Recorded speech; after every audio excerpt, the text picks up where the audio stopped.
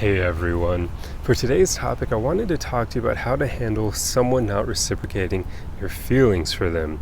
We've all probably been there, right? Where you're trying to court someone, and after a few months or maybe even a few weeks or a few days into the process, they end up not choosing you and stop returning your text messages or your calls, or coming up with all these ludicrous excuses to not see you, or they straight up ghost you, and basically, in a word, they just reject you in some way.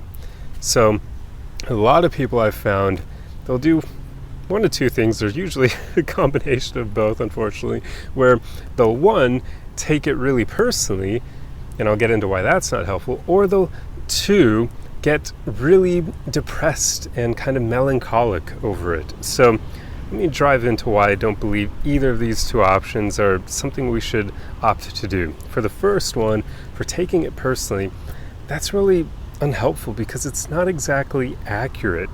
What I more so mean is it doesn't have all that much to do with us.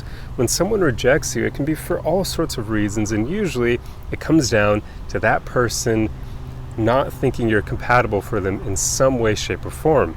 That has way more to do with them than it does you, because it has everything to do with their perception of you, which isn't exactly accurate. It's not the real you. So let me dive into this. What I mean here is, usually when we get rejected by someone, it's pretty early on into knowing them, right? It's usually within 3 months or so trying to court them.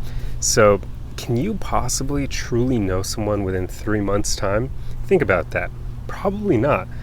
Even if you spent your whole life studying psychology and analyzing trends and character traits of people and knowing how certain things lead to certain personality traits and so on and so forth, and putting all the puzzle pieces together, you probably still couldn't accurately know someone within 3 months. Sure, you could make pretty well-reasoned assumptions about them, and you'd probably be right on quite a few of them if you do delve into psychology a lot.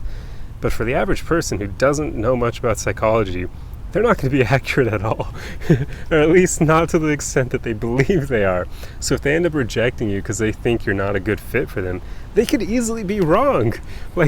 Knowing that, it has nothing to do with us. And I've even encountered women, so there are people like this in general, who are really arrogant, and they'll believe they have you all figured out in a really short time frame. I think a lot of this stems from that stupid stereotype in romance movies and whatnot, where you have a woman, or sometimes even the guy, they think they have the other person all figured out within a week of knowing them, and it's super exciting because, oh my god, they already know you. And yeah, but sometimes people try to do that in real life, and it's not really going to work, at least not for most people.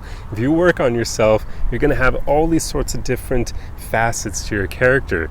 There's not going to be many people who will be able to accurately assess you within a short period of time. That's not going to happen. But you will encounter people who will be arrogant enough to believe that they have you all figured out in no time flat. Heck, for me making these videos, I've had occasionally some women believe they have me all figured out as well, when I'm just making videos here. This is my real personality, but you're not seeing me the way I am at the grocery store, or when I'm driving to and from places. You're just seeing me speaking to a camera. So it's kind of funny how people will do this. So that's another thing to just watch out for. People will either, they could be wrong in their perception of you, or they could be really arrogant and wrong in that regard.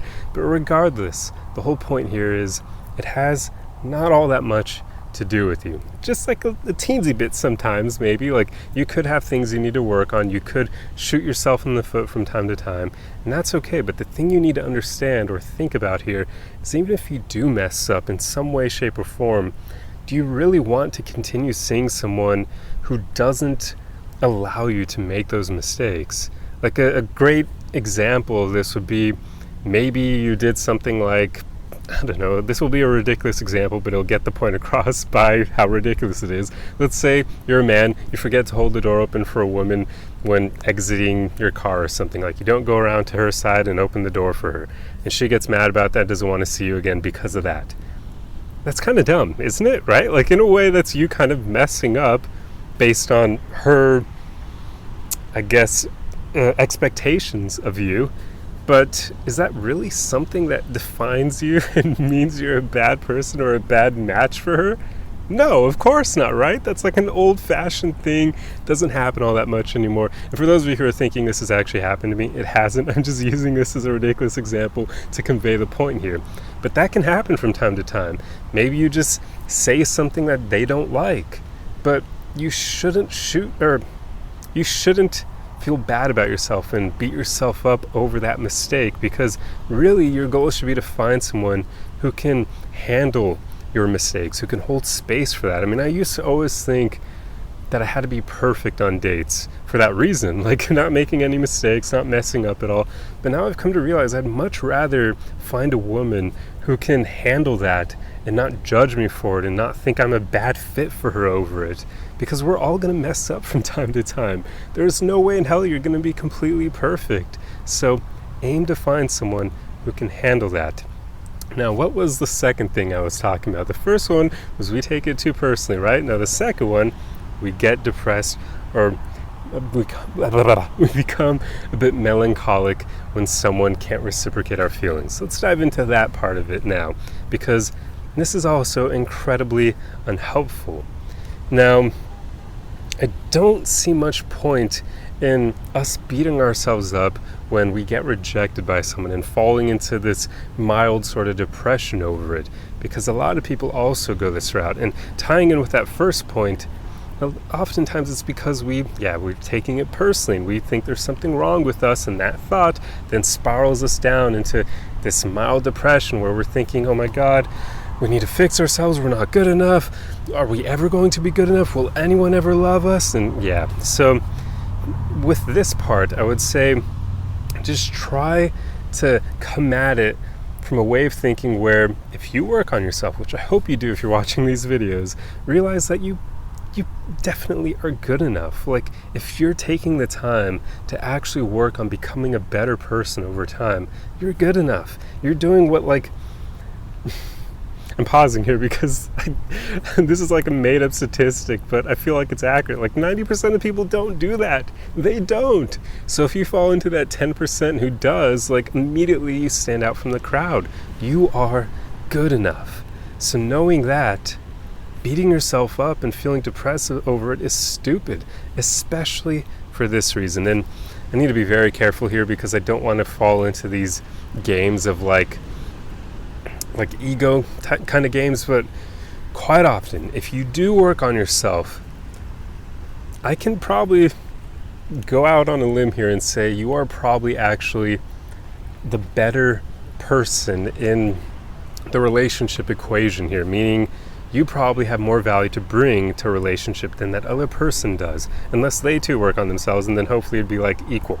That's the ideal, right? But usually if you work on yourself, you're probably going to be the one contributing more, bringing more to the table, if you will, than they are. So why would you get depressed over them rejecting you, right? Like, in a way, you're not missing out on all that much.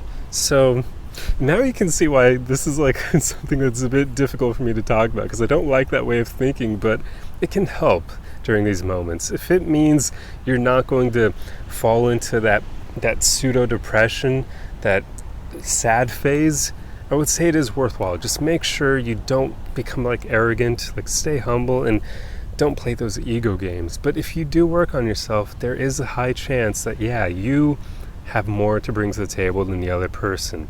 So if that thought helps you out, by all means, definitely realize that. Just like I said, stay humble. Like, for real, it can be dangerous if you think that way too much. So I'm not advocating for that at all. I'm just saying this can be something that can help you out, and so you're not constantly focusing on you like losing out on an amazing person, because what if you're the amazing person? You feel me? So there you go.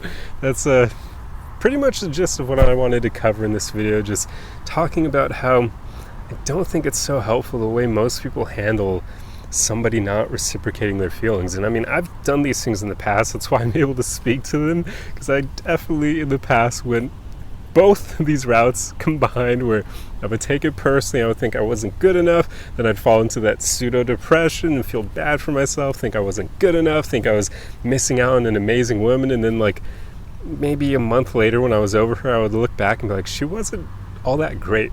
Like, no offense to them, but like, they were fun to hang out with. But at some point I started to realize, and I've even seen this thought conveyed by other people online. I think one of them was Human, who makes a lot of great videos as well on relationships. And it's this concept of you loving the way you feel around people you like more than you love the way they make you feel. Does that make sense? Like this resonates with me because this often happens to me, where if I'm dating a woman I'm interested in, it like unleashes this part of me that otherwise is kind of dormant. And I love the way that I am around a woman I'm attracted to. But it's not actually her making me feel that way, if that makes sense. It's me kind of unleashing that part of me myself. She's just the catalyst for it, but she's not the one making me feel that way. Does that make sense? I hope I'm explaining this well enough.